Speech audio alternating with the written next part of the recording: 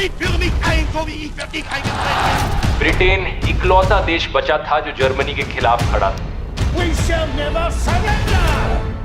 नमस्कार दोस्तों, जुलाई 1940 में यूरोप का नक्शा कुछ ऐसा दिखता था। जर्मनी के डिक्टेटर एडोल्फ हिटलर ने अपने आसपास के ऑलमोस्ट सारे देशों पर कब्जा जमा लिया था। Austria, Poland, Norway, Belgium, Denmark, France, ये सारे देश हिटलर के द्वारा इन्वेड किए जा चुके थे। साउथ में जो इटली का देश था, वहां पर एक और डिक्टेटर का राज था, मुसोलिनी नाम से। उसने हिटलर के साथ एक अलायंस बना ली थी, दोनों साथ में मिलकर काम कर रहे थे। तो मोटे मोटे तौर पर देखा जाए तो यूरोप में सिर्फ 3 ही बड़े देश बचे थे, जर्मनी, सोवियत यूनियन और ब्रिटेन। अब जर्मनी और सोवियत यूनियन के बीच में भी एक पीस एग्रीमेंट चल रही थी दोस्तों। तो हिटलर को सोवियत से डरने की कोई जरूरत नहीं थी, क्योंकि सोवियट्स कभी जर्मनी पर हमला नहीं करते। इसका मतलब यह हुआ कि ब्रिटेन इकलौता देश बचा था जो जर्मनी के खिलाफ खड़ा था। दुनिया के दूसरी तरफ अमेरिका इस वॉर में इन्वॉल्व नहीं होना चाहता था, वो दूर ही रह रहा था। ऐसे में सवाल ये उठता है कि ये सिचुएशन कैसे बदली, आखिर कैसे हराया गया हिटलर को। आइए जानते हैं वर्ल्ड वॉर 2 की पूरी कहानी आज के इस वीडियो में।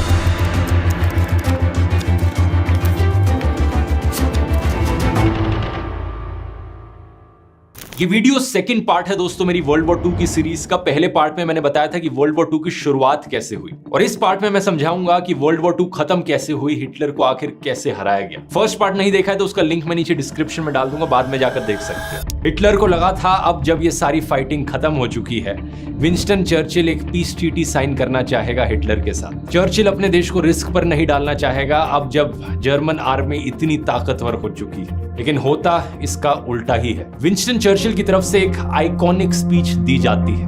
We shall fight on the landing grounds. We shall fight in the fields and in the streets. We shall fight in the hills. We shall never surrender.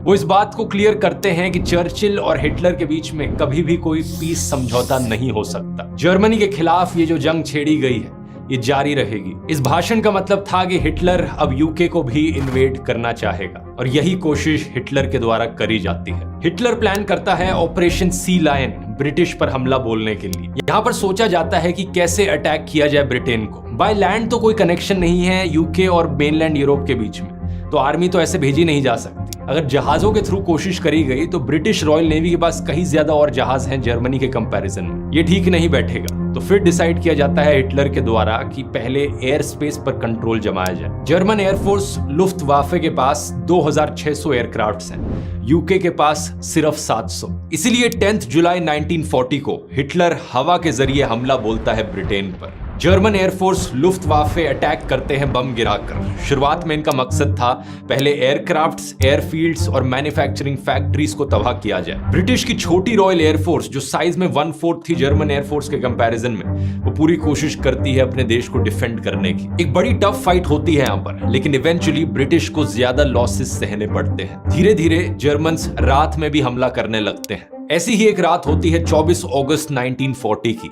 जब गलती से कुछ जर्मन पायलट्स जाकर लंदन शहर पर बम गिरा देते हैं, जहां पर ढेर सारे सिविलियंस मारे जाते हैं। It was the great fire in the city of London, almost to be compared with the fire of London in 1666. Pictures that look like hell on earth. Winston Churchill को लगता है ये कैसी वॉर है, ये सीधा हमारे शहरों पर हमला कर रहे हैं, हम भी यही करेंगे। यूके रिटेलिएट करता है बर्लिन शहर पर बम गिराकर। और जब हिटलर को यह होते हुए दिखता है तो शुरुआत में तो उसे इंटरेस्ट नहीं था लंदन शहर पर बम गिराने में, लेकिन जब उसे दिखता है कि यहाँ पर शहरों पर बमबारी ऑलरेडी शुरू हो चुकी है, अब मैं लंदन को भी तबाह करूंगा। 15 सितंबर 1940 हिटलर ऑर्डर करता है जर्मन एयरफोर्स को एक ऑल आउट डिसाइसिव अटैक करने को। 1000 से ज्यादा फाइटर जेट्स एक ही बारी में भेजे जाएं और काम को एक ही दिन में खत्म कर दिया जाए। इमेजिन करके देखो दोस्तों, क्या नजारा देखा होगा लोगों ने उस दिन।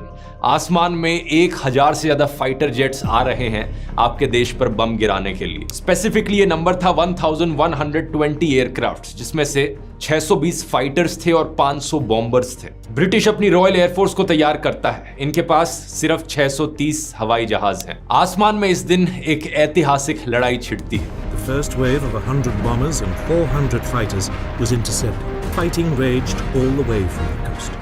ब्रिटिश रॉयल एयरफोर्स 60 से ज्यादा लुफ्टवाफे के एयरक्राफ्ट्स को गिरा देती है। अपनी तरफ से सिर्फ 29 एयरक्राफ्ट्स खोती है।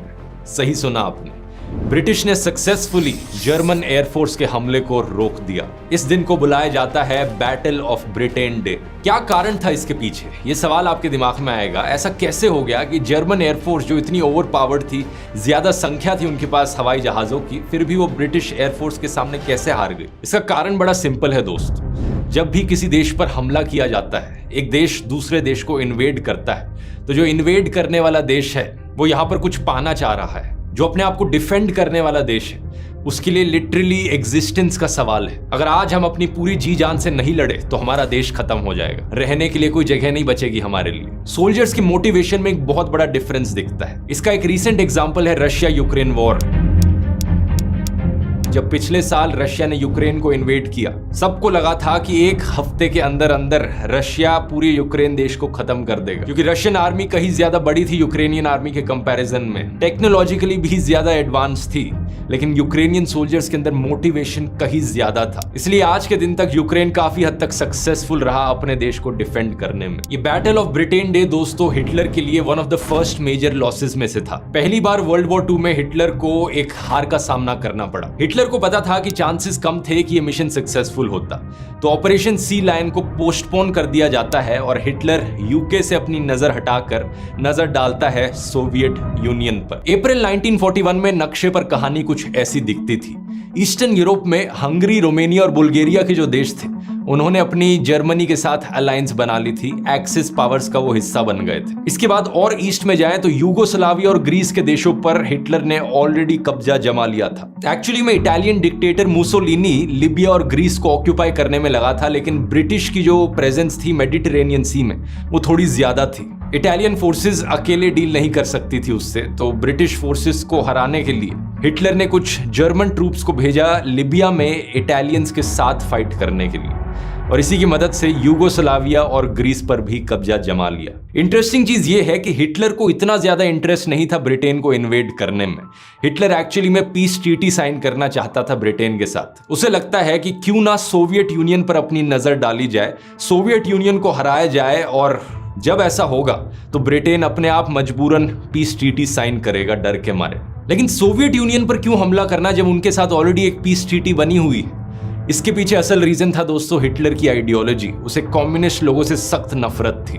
इसके अलावा उसे लगता था कि सोवियत यूनियन जितने बड़े देश पर अगर कब्जा जमाया जाएगा तभी जर्मनी नंबर 1 सुपर पावर बनेगा दुनिया की, क्योंकि इतनी ज्यादा जमीन अब जर्मनी के अंडर आ जाएगी। बेसिकली हिटलर को मेगैलोमेनिया हो गया था। उसे लगता था कि वही दुनिया का राजा है। पावर ने उसे बिल्कुल पागल बना दिया था। उसे लगता था कि वो कुछ भी अचीव कर सकता है, पूरी दुनिया पर कब्जा जमा सकता है। लेकिन सोवियत यूनियन पर हमला बोलना एक बहुत बड़ी गलती होती है हिटलर के लिए। इनफैक्ट ये एक टर्निंग पॉइंट बन जाता है वर्ल्ड वॉर 2 में। हिटलर का प्लान बड़ा सिंपल था। जिस तरीके से फ्रांस को इन्वेड किया था, इसी तरीके से सोवियत यूनियन को इन्वेड करेंगे। अपनी जर्मन फोर्सेस को 3 पार्ट्स में डिवाइड करेंगे। पहला हिस्सा बाल्टिक रीजन से जाएगा सीधा लेनिनग्राड की ओर, वो शहर जहां पर स्टालिन रहता था। दूसरा हिस्सा मॉस्को की तरफ हमला करेगा और तीसरा हिस्सा साउथ से हमला करेगा यूक्रेन के थ्रू जाते हुए। यह ऑपरेशन शुरू होता है 22 जून 1941 को। सोवियत यूनियन की आर्मी जर्मन्स के कंपैरिजन में कहीं ज्यादा बड़ी थी। इनके पास 20,000 टैंक्स थे, जर्मन्स के पास सिर्फ 6,000 टैंक्स थे। लेकिन एक बहुत बड़ा फर्क था, जर्मन टेक्नोलॉजी कहीं ज्यादा बेहतर थी सोवियत के कंपैरिजन में। इसलिए अपर हैंड इस लड़ाई में अभी भी हिटलर का ही था। अपने देश को बचाने के लिए सोवियत यूनियन ब्रिटेन के साथ जुड़कर एलाइड पावर्स का हिस्सा बन जाता है। Mr. Molotov signed for the Soviet this vitally important undertaking on the part of both countries to fight Hitlerite Germany till victory is won. Neither country to negotiate or conclude a separate peace. साथ में मिलकर plan बनाया जाता है कि कैसे Soviet union की army के पास सप्लाईज भेजी जाए। एक रूट डिसाइड किया जाता है जो ईरान के थ्रू होते हुए जाएगा। लेकिन प्रॉब्लम यह थी कि ईरान में जो सरकार थी वो हिटलर के फेवर में थी, तो इसी रीजन से यूके और सोवियत यूनियन साथ में मिलकर ईरान को इन्वेड करते हैं। फायदा यहां पर ज्यादा होता नहीं, क्योंकि हिटलर की ब्लिट्जक्रीग स्ट्रैटेजी की मदद से सिर्फ 2 दिन के अंदर अंदर जर्मन्स ने ऑलरेडी 100 किलोमीटर अंदर घुस के सोवियत यूनियन की इतनी सारी जमीन पर कब्जा जमा लिया है। कुछ ही हफ्ते के अंदर ये इतनी आगे बढ़ जाते हैं कि ये मॉस्को से सिर्फ 300 किलोमीटर दूर होते हैं। इस पॉइंट ऑफ टाइम पर हिटलर और उसके मिलिट्री कमांडर्स के बीच में कुछ डिसएग्रीमेंट्स होती हैं, जिसकी वजह से अगला जर्मन एडवांस अक्टूबर तक डिले हो जाता है। ठंड बढ़ने लगती है। ठंडे मौसम में सोवियट्स के पास एडवांटेज है, उन्हें आदत है ठंड में लड़ाई करने की। दूसरी तरफ जापान की साइड में देखा जाए तो सोवियत यूनियन को वहां पर अपना दूसरा एडवांटेज मिलता है। जापान और सोवियट्स ने साथ में एक नॉन एग्रेशन ट्रीटी साइन कर ली थी। इसका मतलब यह था कि जो सोवियत आर्मी के ट्रूप्स ईस्टर्न बॉर्डर पर मौजूद थे, जापान के साथ लड़ाई करने लग रहे थे, अब वो वापस आकर वेस्ट में लड़ सकते हैं जर्मनी के खिलाफ अपने देश को बचाने के लिए। दिसंबर 1941 में एक और ट्विस्ट आता है हमारी कहानी में। अचानक से जापान जाकर यूएसए के पर्ल हार्बर बेस पर हमला कर देता है बिना किसी प्रोवोकेशन के।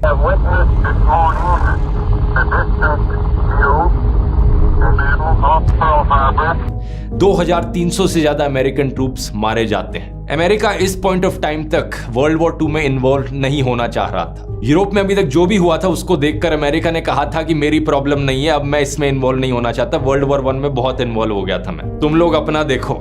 लेकिन जब ये बॉम्बिंग होती है पर्ल हार्बर की, फिर अमेरिका को लगता है कि अब बस बहुत हुआ। इस पॉइंट ऑफ टाइम पर अमेरिका ऑफिशियली जापान के अगेंस्ट वॉर डिक्लेयर कर देता है और वर्ल्ड वॉर 2 में एंट्री मार लेता है। I ask that the Congress declare a state of war has existed between the United States and the Japanese Empire. America allied forces के साथ अलायंस में जुड़ता है, जिसमें अब यूके, सोवियत यूनियन और चाइना जैसे बड़े देश हैं। यहाँ पर आप सोचोगे कि ये पर्ल हार्बर का हमला एक्चुअली में किया क्यों जाता है। इसके पीछे अपनी पूरी एक बैक स्टोरी है जिसे मैंने एक्सप्लेन किया है हिरोशिमा और नागासाकी वाले वीडियो में। जापान और अमेरिका के पर्सपेक्टिव से मैंने उस वीडियो में समझाया है। अगर आपने नहीं देखा, इस वीडियो के बाद जाकर देख सकते हैं, लिंक डिस्क्रिप्शन में डाल दूंगा। अमेरिका यहाँ पर कुछ महीने का समय लेता है वॉर के लिए प्रिपेयर करने में, एंटर करने से पहले। तब तक अर्ली 1942 में थाईलैंड और कंबोडिया जैसे देशों पर जापान ने ऑलरेडी इन्वेड कर दिया है और अपना कब्जा जमा लिया है। मिड 1942 हिटलर डिसाइड करता है कि सोवियत यूनियन के साउथ पर फोकस किया जाए, जो उनकी सप्लाई चेन आने लग रही है ईरान से, पहले उसे खत्म किया जाए। यहां एक खूंखार जंग छिड़ती है स्टालिनग्राड के शहर में। सोवियत यूनियन की आर्मी अपने आप को सक्सेसफुली डिफेंड कर पाती है जर्मन आर्मी के अगेंस्ट। यहां अगर आप एडोल्फ हिटलर की जिंदगी और उनकी विचारधारा के बारे में और डिटेल में जानना चाहते हैं तो कुक्कू एफएम पर मैं ये वाली ऑडियो बुक रेकमेंड करूंगा। उनकी बायोग्राफी जो 400 मिनट से ज्यादा लंबी है, पूरा शुरू से लेकर एंड तक आप समझ सकते हैं। कुक्कू एफएम को नहीं जानते, एक बड़ी ऑडियो लर्निंग का प्लेटफॉर्म जहां पर ढेर सारी ऐसी ऑडियो बुक सुनने को मिलती हैं। आमतौर पर इसकी कॉस्ट होती है 99 रुपीज पहले महीने के लिए। अगर आप कूपन कोड ध्रुव50 इस्तेमाल करेंगे तो आपको एक कॉस्ट पड़ेगी सिर्फ 49 रुपीज। इसका लिंक नीचे डिस्क्रिप्शन में मिल जाएगा, जाकर चेकआउट कर सकते हैं। और अब टॉपिक पर वापस आते हैं। धरती के दूसरी तरफ एलाइड फोर्सेस अमेरिका के साथ मिलकर जापानीज टेरिटरीज पर हमला करती हैं साउथ पैसिफिक में। इस लड़ाई को बैटल ऑफ मिडवे कहा जाता है। 4 इंपॉर्टेंट जापानीज एयरक्राफ्ट और सप्लाई कैरियर्स को डिस्ट्रॉय कर दिया जाता है जून 1942 में।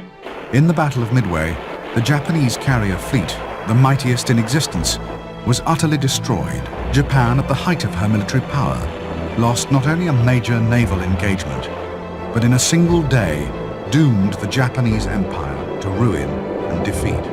1942 के एंड तक ब्रिटिश आर्मी सक्सेसफुली इजिप्ट के देश से इटालियन और जर्मन फोर्सेस को बाहर निकाल फेंकती है। स्टालिनग्राड की लड़ाई बहुत लंबी छिड़ती है। नवंबर 1942, सर्दियों का मौसम फिर से आ गया है। जर्मन आर्मी के लिए फाइट करना बहुत मुश्किल हो रहा है। एक पॉइंट ऑफ टाइम पर स्टालिनग्राड के शहर में जर्मन आर्मी ने ऑलमोस्ट पूरा कब्जा जमा लिया था, लेकिन सोवियट्स आखिर तक लड़ते रहे। बैटल ऑफ स्टालिनग्राड पूरी वर्ल्ड वॉर 2 के दौरान सबसे डेडलीस्ट बैटल थी। फाइनली सोवियत सोल्जर्स सक्सेसफुल रहते हैं। करीब 3 लाख जर्मन ट्रूप्स जो स्टालिनग्राड के अंदर मौजूद हैं, उन्हें घेर लिया जाता है चारों तरफ से सोवियत सोल्जर्स के द्वारा। ये लोग फरवरी 1943 में जाकर सरेंडर करते हैं। The heroic defense of Stalingrad. The Soviet army turning the Nazi 6-month assault into the most ghastly military disaster in German history. Hands held high, the beaten Nazis pour from house after house in abject surrender. ये सबसे बड़ा turning point होता है world war 2 का। कुछ महीने बाद जुलाई 1943 में इटली में रहने वाली आम जनता अपने डिक्टेटर मुसोलिनी को धक्के मारकर बाहर निकालती है। लिटरली इटली में आम लोगों के बीच में एंटी फैसिस्ट मूवमेंट देखने को मिलती है। अपनी हालातों से परेशान आकर सिविलियन लोग अपने डिक्टेटर के खिलाफ जंग लड़ते हैं और मुसोलिनी की हत्या करी जाती है एक गांव में रहने वाले आम इटालियन पार्टिसान के द्वारा। पार्टिसान का मतलब होता है कि सिविलियन लोग जो हथियार उठाते हैं किसी कॉज के लिए फाइट करने के लिए। एक इंटरेस्टिंग फैक्ट यहाँ पर, बेला चाओ जो फेमस सॉन्ग है आज के दिन, आपने मनी हाइस्ट सीरीज में सुना होगा उसे, इस गाने का ओरिजिन यही इटली में होता है इस समय पर। अगर आपने कभी नोटिस किया हो, गाने के पहले शब्दों में ही ओ पार्टिजानो कहा जाता है। पार्टिजानो यानी पार्टिसन।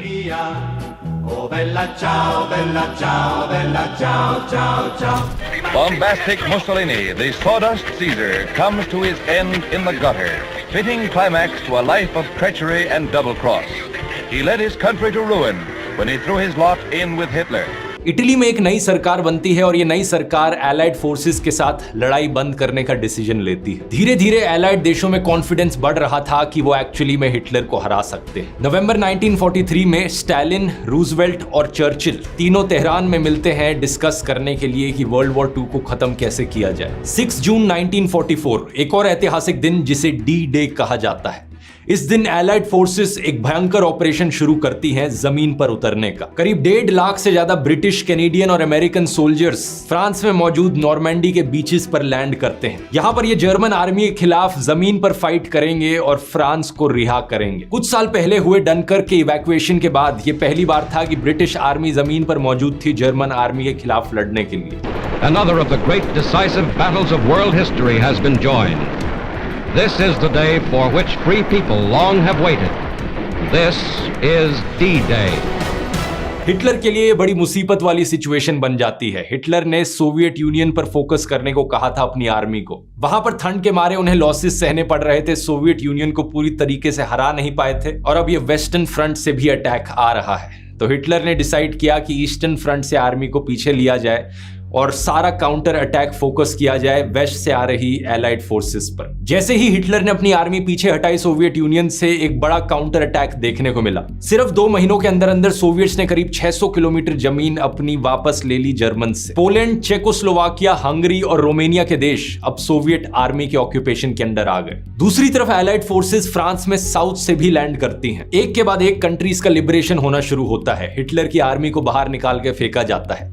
यूगोस्लाविया ने तो अपने खुद के दम पर ही जर्मन ट्रूप्स को बाहर निकाल फेंका था। अब 3 दिशाओं से जर्मनी पर हमला किया जा रहा था। हिटलर अपना आखिरी मेजर ऑफेंसिव प्लान करता है जिसे कहा जाता है the battle of bulge. Reserves of men and material had been hoarded for the day of counterattack. The very much alive German army gathered its forces in the Forest Isles to strike one strong, decisive blow at the American army. आर्डेनेस के forest region में इसका मकसद था कि German army जाकर allied forces को पीछे निकाले। जर्मनी के अंदर फॉर्मली इन्वेड करने से पहले एलाइड फोर्सेस जबरदस्त एरियल बॉम्बिंग्स करती हैं जर्मन शहरों पर। The aerial phase of the West Front offensive mounts to full fury in one single day of colossal attack. This is the greatest Allied air offensive since D-Day. फरवरी 1945 में Crimea में एक Yalta conference करी जाती है। इसमें announce किया जाता है कि जो भी देश जर्मनी पर वॉर डिक्लेयर करेगा वो ज्वाइन कर सकता है जर्मनी पर हमला करने में। Venezuela, Uruguay, Turkey, Egypt, Saudi Arabia, Syria, Lebanon, Paraguay सब वॉर डिक्लेयर कर देते हैं जर्मनी पर। वर्ल्ड वॉर 2 के आखिरी 4 महीने सबसे ज्यादा दर्दनाक होते हैं। ऑलमोस्ट हर दिन 30,000 लोग मारे जा रहे थे। जैसे जैसे एलाइड फोर्सेस आगे बढ़ती हैं तो उन्हें पता चलता है हिटलर के कॉन्सेंट्रेशन कैंप्स के बारे में, जहां पर लाखों बेगुनाह ज्यूज को बड़ी बेरहमी से मारा गया। एलाइड फोर्सेस की बॉम्बिंग्स जारी रहती हैं जर्मन शहरों पर। बाद में चलकर इस चीज को कुछ लोगों के द्वारा क्रिटिसाइज भी किया जाता है कि ये अननेसेसरी था जर्मन शहरों पर बॉम्ब गिराना, जहां पर बहुत सारे सिविलियन लोग मारे गए। द्रेसडन जैसे शहर पूरी तरीके से चकनाचूर हो जाते हैं। कहा जाता है कि ग्राउंड पर जाकर जब वैसे ही हिटलर को खत्म किया जा सकता था तो ये करने की क्या जरूरत थी। इस पॉइंट ऑफ टाइम तक बड़ा क्लियर हो चुका था कि हिटलर यहां पर हारने वाला है। फाइनली जाकर मई 1945 में बर्लिन शहर को सराउंड कर लिया जाता है सोवियत आर्मी के द्वारा। इससे ठीक 2 दिन पहले 30 अप्रैल 1945 को हिटलर खुद खुशी कर लेता है। 8 मई 1945 को जर्मनी फॉर्मली सरेंडर करता है। The Union Jack goes up to signalize the taking over by the British troops of their sector of Berlin. The date is July the 6th, 1945. A date the history books will remember. जो German territories थी उन्हें divide कर दिया जाता है। East Germany और waste Germany की formation होती है। एक नए पोलैंड देश की क्रिएशन होती है ईस्ट जर्मनी के एक बड़े हिस्से से, और बहुत से देशों के बॉर्डर्स दोबारा से ड्रॉ किए जाते हैं। आज के दिन जो यूरोप का नक्शा आप देखते हो, ये जैसा दिखता है ये वर्ल्ड वॉर 2 की वजह से दिखता है। इससे पहले जो नक्शा था वो कुछ और ही होता था बिल्कुल। जर्मनी में जब नई सरकार बनती है तो वो फ्रांस के साथ हाथ मिलाती है। सदियों पुरानी दुश्मनी इन दोनों देशों के बीच में जो चलती आ रही थी उसका फाइनली द एंड होता है। शुरुआत में इन दोनों देशों के बीच में कोऑपरेशन बढ़ाने के लिए एक European coal and steel committee बनाई जाती है ताकि कोल और स्टील जैसी चीजों को लेकर ये ट्रेडिंग कर सके। कुछ सालों बाद जाकर आसपास के देश जैसे इटली और ब्रिटेन भी इसका हिस्सा बनते हैं। ट्रेडिंग को अगली स्टेप तक ले जाया जाता है और इवेंचुअली जाकर साल 2000 में यूरोपियन यूनियन की फॉर्मेशन होती है, एक ऐसी ऑर्गेनाइजेशन जिसने आज के दिन सारे बॉर्डर्स खत्म कर दिए हैं यूरोपियन देशों के बीच में, और थैंक्स टू जिसकी वजह से आज के दिन तक वर्ल्ड वॉर 2 के बाद कोई इस तरीके की वॉर नहीं हुई यूरोप में। अक्टूबर 1945 में यूनाइटेड नेशंस की भी स्थापना करी जाती है, ये इंश्योर करने के लिए कि दोबारा से दुनिया में कोई वर्ल्ड वॉर ना देखने को मिले। They have made a beginning, a brave beginning that can build a mighty structure for peace. Out of a world of agony and total war has come a charter that must mark a turning point in human history. A new way lies ahead. इसके बाद चलकर world bank, IMF और NATO का भी framework setup किया जाता है। यही कारण है दोस्तों कि आपने नोटिस किया हो यूनाइटेड नेशंस के जो परमानेंट मेंबर्स हैं वो एक्चुअली वो देश हैं जो एलाइड फोर्सेस का हिस्सा थे वर्ल्ड वॉर 2 में। एक इंटरेस्टिंग फैक्ट वैसे जो मैंने आपको अभी तक बताया नहीं, जर्मनी के सरेंडर करने के बाद वर्ल्ड वॉर 2 खत्म नहीं होती। जापान अभी भी 2 महीने लगा देता है सरेंडर करने के लिए। जुलाई 1945 में जापान को अल्टीमेटम दिया जाता है कि वो सरेंडर करे, लेकिन इस अल्टीमेटम को इग्नोर कर दिया जाता है, जिसके बाद अमेरिका हिरोशिमा और नागासाकी पर एटॉमिक बम गिराता है। क्या है इस एटॉमिक बम की पूरी कहानी, इसे मैंने एक्सप्लेन किया है हिरोशिमा और नागासाकी वाले वीडियो में, यहां क्लिक करके आप और जान सकते हैं। बहुत बहुत धन्यवाद।